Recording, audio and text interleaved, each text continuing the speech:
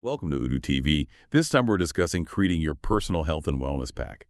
Our mission today, well, it's to equip you, our listener, with a really comprehensive understanding of how to build your own personalized health and wellness pack. We're not just going to give you a simple checklist. No. Instead, we're diving deep into the why behind each component, weaving it into a holistic health strategy that actually makes sense for your life. Our goal here is for you to gain knowledge quickly, but also thoroughly, to find those aha moments that turn info into action, all while hopefully avoiding that feeling of information overload. So when we start thinking about a personal health and wellness pack, it's pretty clear it's more than just what we physically carry around. It feels like a small part of a much bigger commitment to well-being, doesn't it? Absolutely. We've really hit the nail on the head right there. While having that tangible health pack is definitely critical, it really functions more as a support system for what we consider the foundational pillars of health, your primary day-to-day health plan. This isn't about quick fixes. It's about building real resilience over time. And this primary plan, it really revolves around several key areas that are all interconnected. First, meticulous attention to your nutrition and diet, prioritizing foods packed with nutrients that fuel your body. Second, it involves thinking carefully about supplements, minerals, amino acids, understanding their roles, determining your individual needs based on, well, informed insights. Then there's the non-negotiable part, regular, consistent exercise, moving your body purposefully. And we also have to acknowledge the importance, often underestimated, of fresh air and sunshine. They're fundamental for mood, vitamin D, just overall balance. And finally, absolutely critically, ensuring you get enough good, restorative sleep.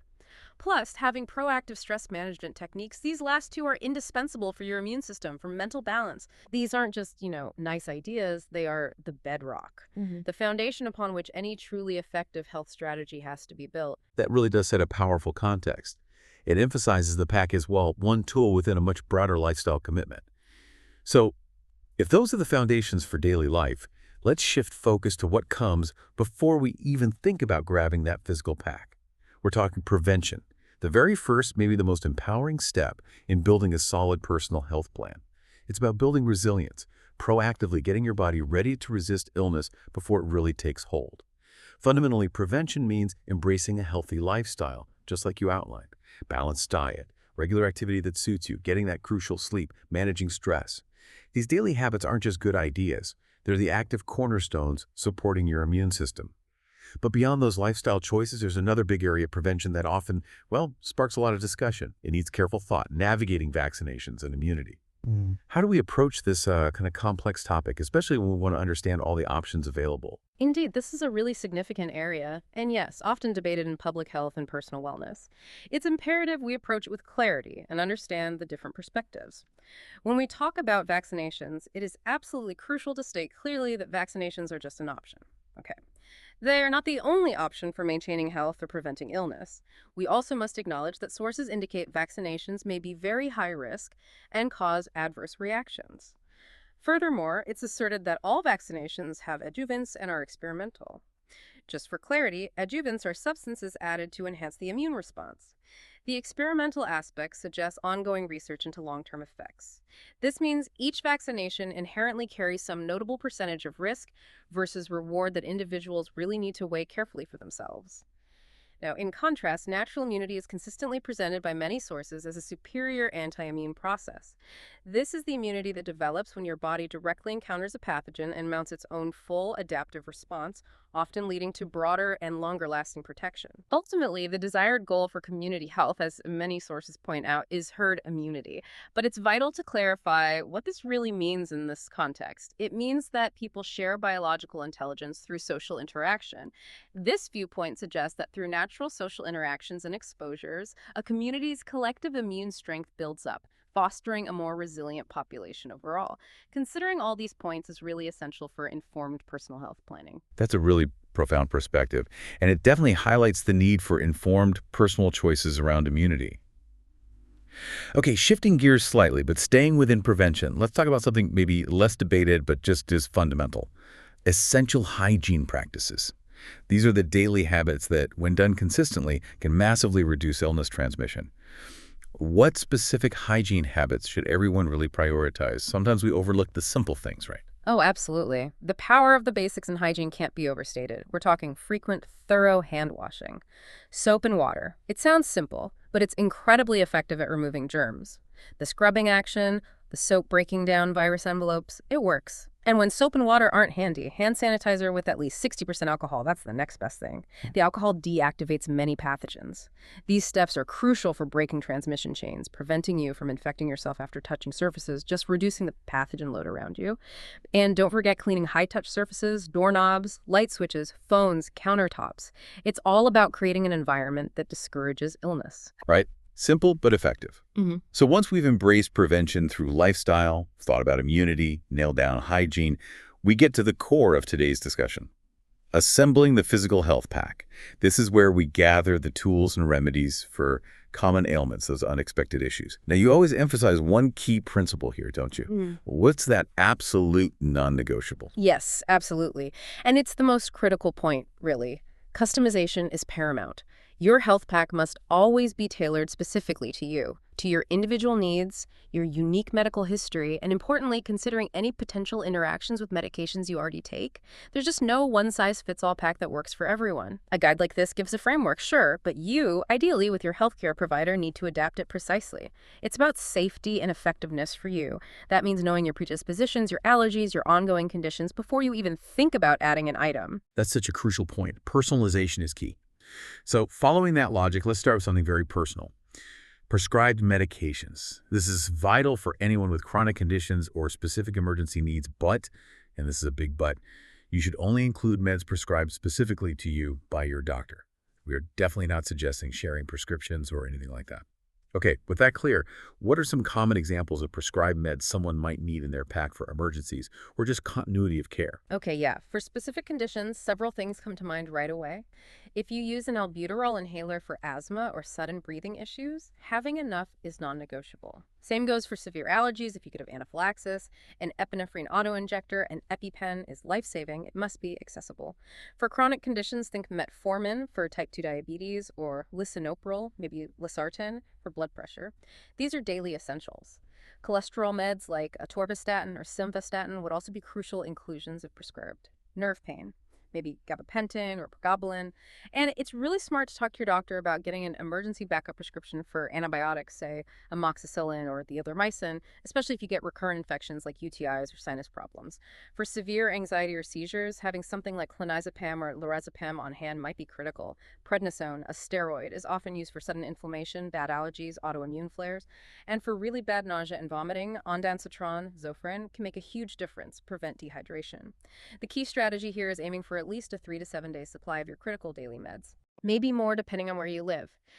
And definitely have that conversation with your doctor about emergency prescriptions for predictable issues, those recurrent infections, severe migraines, flare-ups, just to bridge any gaps in access. That's an incredibly helpful and practical list for prescribed meds. And again, emphasizing personal prescription and talking to your doctor is so important. Now let's flip to the other side. Over-the-counter OTC medications, the everyday ailment solvers most of us have around. How do you suggest breaking down this section logically so it's not just a random collection? What's the thinking behind each category? Right. I like to categorize OTCs by the main problem they solve. Think of it like creating mini kits inside your main pack. Makes finding things easier. So for pain and fever reducers, you want options. Acetaminophen, like Tylenol, is great for general pain, fever, usually easy on the stomach, good baseline. Then ibuprofen, Advil, Motrin, and NSAID also handles pain and fever, but it specifically targets inflammation. So think muscle aches, headaches, cramps. Knowing the difference helps you choose strategically. A reminder that you're listening to OotoTV. Okay, next, allergy relief. It's smart to have both non-drowsy and drowsy types. Non-drowsy like loratadine or cetirizine claritin, Zyrtec. Those are for your everyday seasonal allergies, hives, things like that, so you can function. But having a drowsy option like diphenhydramine Benadryl is really important for more acute reactions like bee sting. It gives a stronger, faster effect. Plus, bonus, it can be a short-term sleep aid. And don't forget topical hydrocortisone cream, the 1% stuff, for skin inflammation, rashes, bites. For digestive health, you want a few approaches. Antacids like Tums, Rolaids, they give quick relief for occasional heartburn, neutralizing acid right away. But for longer relief from acid reflux, something like famotidine, Pepcid AC, works better because it actually reduces acid production. For diarrhea, loperamide Imodium is pretty essential to slow things down quickly. And the opposite problem, constipation, a gentle laxative or stool softener like docusate sodium, maybe a fiber supplement, helps keep things regular. And good old bismuth subsalicylate, Pepto-Bismol, is still useful for general upset stomach, indigestion, even mild diarrhea. Now, cold, cough, and congestion. Here you need to be strategic. For decongestants, pseudoephedrine, the original Sudafed that's behind the counter, is generally seen as more effective for nasal congestion. It's important to note that phenylephrine Sudafed PE, the one on the shelf, is generally not recommended because studies show it's not very effective for congestion, so be aware of that. For coughs, a cough suppressant like dextromethorphan, often in DM products, is for that dry, hacking cough. It quiets the urge. An expectorant like guaifenesin, Mucinex, is for chest congestion. It helps thin mucus, making your cough more productive, actually clearing stuff out. Saline nasal spray, simple, drug-free way to moisturize your nose and help clear congestion. And of course, cough drops or throat lozenges for soothing sore throats. The really big strategic element here, though, is hydration. Making sure you have plenty of fluids, water, electrolyte drinks. Crucial when you're sick, especially with fever, vomiting, diarrhea. Staying hydrated affects everything. That's an incredibly clear way to organize the OTCs, thinking by symptom. Really helpful. But like you said, the pack isn't just pills. It's also about the essential first aid supplies, the actual tools and non-med items. What are the absolute must-haves for basic wound care and general preparedness? And maybe what's one tool people often forget? You're absolutely right. The supplies are foundational. For wound care, you need a good variety of adhesive bandages, different sizes, shapes, maybe some knuckle and fingertip ones too. Sterile gauze pads and rolls, plus medical tape for bigger wounds needing coverage or pressure. Antiseptic wipes, alcohol or BZK, based for cleaning wounds safely. Butterfly closures or Steri-strips can help close smaller cuts neatly. And for feet, blister pads like moleskin are lifesavers, especially if you're active. Then, key tools and equipment. A digital thermometer is essential for tracking fever accurately. Tweezers so useful for splinters, ticks, little things.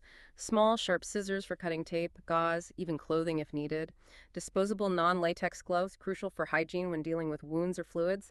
Instant cold packs for quick relief from sprains, bruises, minor burns, helps with swelling and pain. And hand sanitizer again, for when soap and water aren't around. For folks with specific conditions, personal monitoring devices might be necessary, like a blood pressure cuff if you have hypertension, a glucometer for diabetes, maybe a pulse oximeter to check oxygen levels, especially during respiratory illness. And finally, for general emergency preparedness, always have an emergency contact list and a full list of your meds, dosages, allergies. Invaluable info for responders. Water purification tablets or Drop Smart Edition for unexpected situations gives you some self-sufficiency. Activated charcoal can be important for some types of accidental poisoning, but always call poison control first before using it. Absolutely critical. The often overlooked item, I'd say a good headlamp or a small, bright flashlight with extra batteries. Trying to deal with an injury or find meds in the dark is incredibly difficult and stressful. Good lighting is key. That really completes the picture of a practical hands-on health pack. Covers so much ground. Okay, so we've covered prevention, prescribed meds, OTCs, first aid gear. Now let's shift to optimizing health, further vitamins, minerals, amino acids. You always stress these are important, but they augment, they don't replace a good diet, right? Can you expand on that? Precisely. It's so important to keep reinforcing that. A balanced, nutrient-dense diet from whole foods, that's the absolute foundation. Non-negotiable. Supplements, vitamins, minerals, amino acids, they're meant to augment that base, to fill specific gaps that might exist due to diet, stress, illness, or just unique needs. They are not a replacement for eating well. They're support players, not the stars. And speaking of foundational holistic approaches tied to diet, I have to emphasize something often underestimated. Herbs are an excellent holistic approach to improve immune response and overall vitality. Specifically, and I want to be very clear on this, garlic, turmeric, cayenne, and black pepper, ginger, sea salt, and cloves must be a part of one's diet for health and well-being. Integrating these regularly isn't just about flavor. It provides potent anti-inflammatory, antioxidant, immune-modulating benefits. They actively bolster your body's defenses. Think of them as functional foods in every meal. That's a powerful statement. And delicious, too, for those who love cooking with those. Really shifts the perspective on spices. Okay, so keeping that foundation in mind, let's break down some key vitamins people often consider, both for daily support and maybe situational needs. Which ones should listeners prioritize, and what do they primarily do? Well, starting with vitamins, vitamin D3 is huge. So many people are deficient, especially in winter or with low sun exposure. It's critical for immune support, bone health, even mood. Then vitamin C. well-known immune booster, powerful antioxidant. Might help reduce cold severity and duration. A good vitamin B complex supports energy production, metabolism, healthy nerves, really important for stress management. Vitamin A is key for vision and immune health, especially keeping mucous membranes healthy. Vitamin E, another strong antioxidant, helps protect cells, supports skin health and repair. And folic acid is especially crucial for women of childbearing age for preventing neural tube defects. These cover some common gaps and support overall health well. And moving beyond vitamins, we have minerals, essential for so many body functions, from nerves to bones. What are the crucial minerals people should know about, both for daily intake and maybe for the pack? What do they do? Minerals are definitely unsung heroes, Bob. Magnesium, maybe citrate or glycinate forms for better absorption, is involved in hundreds of body processes. It helps muscles relax, aids sleep, supports heart rhythm. Zinc is vital for immune function, wound healing, cell growth. Studies suggest taking it early in a cold might shorten duration, but critically, avoid those intranasal zinc products due to the risk of losing your sense of smell. Very important. Iron, like ferrous sulfate or bisglycinate, prevents anemia, carries oxygen. Calcium, fundamental for bones and teeth, yes, but also nerves and muscles. Potassium, maybe citrate or gluconate, for electrolyte balance, nerve signals, muscle contractions. Selenium supports thyroid function and is a potent antioxidant. And iodine, also critical for thyroid hormones that regulate metabolism. And building on what we said about hydration, electrolyte powder, or tablets, these are absolutely indispensable, essential for rehydrating quickly after vomiting, diarrhea, intense exercise, or heat exposure, a definite must-have for the kit. Okay, that brings us to amino acids, the building blocks of protein. While most people get enough from diet, some specific amino acids can offer targeted benefits, right? Which ones are worth considering, keeping in mind they might be more optional unless there's a specific need? Exactly. Amino acids are generally supplemental, but for targeted support, yes, they can be powerful. L-lysine is known for immune support, especially helpful during viral outbreaks like herpes simplex. L-glutamine is great for gut health, helps repair the intestinal lining, and aids muscle recovery. L-theanine, found in green tea, promotes calm focus without drowsiness, useful for stress or enhancing cognition. Branched-chain amino acids, BCAAs, leucine, isoleucine, valancoline, popular with athletes for muscle maintenance and recovery. And taurine offers broad cardiovascular and neurological support. It's an antioxidant, plays roles in nerve function, heart health. So, while optional for many, they offer specific tools for specific needs. Wow, okay. With all these vitamins, minerals, amino acids, it can definitely feel overwhelming trying to figure out what you actually need. How does someone move beyond just guessing or general advice to personalize their supplement strategy effectively? What's a smart, data-driven approach? This is where it really gets personalized, Bob. The absolute first step, always, is consult a healthcare professional. Talk to your doctor or registered dietitian. Go over your health history of concerns, meds, diet. Get tailored advice. Second, targeted blood tests. These are incredibly valuable. They can pinpoint specific deficiencies, low vitamin D, iron, B12, things like that. And specialized micronutrient tests from labs like LabCorp or Let's Get Checked can give an even broader picture of your status. Then there's the area of methylated vitamin tests. Briefly, methylation is a vital process for DNA, detox, neurotransmitters. Some people have genetic variations like MTHFR, affecting how they convert standard folate and B12 into active forms like methylfolate or methylcobalamin. These tests can check in methylation efficiency and see if you need these pre-methylated forms. There are different types: methylation panel, DNA methylation profile, MMA test for B12, homocysteine test for B12 folate issues. It's a deeper dive. Beyond tests, do a dietary and lifestyle assessment. Track your food intake. See what you might be missing. Consider restrictive diets, age, activity level, health conditions. They all impact needs. With that info, research supplements intelligently. Understand benefits, side effects, interactions. Always choose quality supplements. Look for third-party testing for purity and potency. Discuss dosage and form with your provider. And finally, follow up. Monitor how you feel. Adjust your plan with your provider based on progress and maybe repeat testing. Multivitamins can fill gaps, sure, but choosing one based on your specific needs identified through testing and consultation is always the better approach. That's an incredibly clear roadmap for personalizing supplements. Takes away a lot of the guesswork. Okay, as we wrap up this deep dive on the Creating Your Health and Wellness Pack, it's crucial to circle back to some key reminders for responsible use. What are the absolute must-remember takeaways for our listeners? Right, key takeaways. First, and I can't say this enough, consult your healthcare provider. This discussion is for general knowledge, okay? It's not medical advice. Personalized recommendations are crucial for your health and avoiding interactions. Second, dosage and usage. Always follow the label instructions carefully. More is not better with medications, even OTCs. It can be harmful. Third, remember what we've said all along. Don't rely solely on supplements. A healthy lifestyle, balanced diet, rest, exercise, that's the foundation. Supplements are helpers, not replacements. And finally, be practical. Seek medical attention if symptoms get worse, are severe, or don't improve, especially things like high fever, trouble breathing, intense pain. Don't wait. Call a professional. Early action matters. Those are absolutely essential reminders, so important. Now, for the practical long-term care of the pack itself, how do we keep it effective and ready when needed? What ongoing steps should listeners take? Maintenance is key, absolutely. First, personalize it even more. Add things for your family, kids' versions of meds, items for elderly relatives, whatever fits your household. Second, get in a routine to check expiration dates. Every 6 to 12 months, go through everything, replace anything expired. Using old meds can be ineffective or even risky. Proper storage matters too. Keep it cool, dry, easy for adults to grab, but safely away from kids and pets. Avoid humid bathrooms, bad for meds. And a really simple but effective tip. Create a detailed list. Write down everything in the kit contents, dosages, expiration dates, tape it inside the lid. In an emergency, having that info right there saves time and stress. So we've really covered a lot today, from the foundations of health and prevention, through assembling prescribed and OTC meds, first aid gear, diving into supplements, and now maintenance.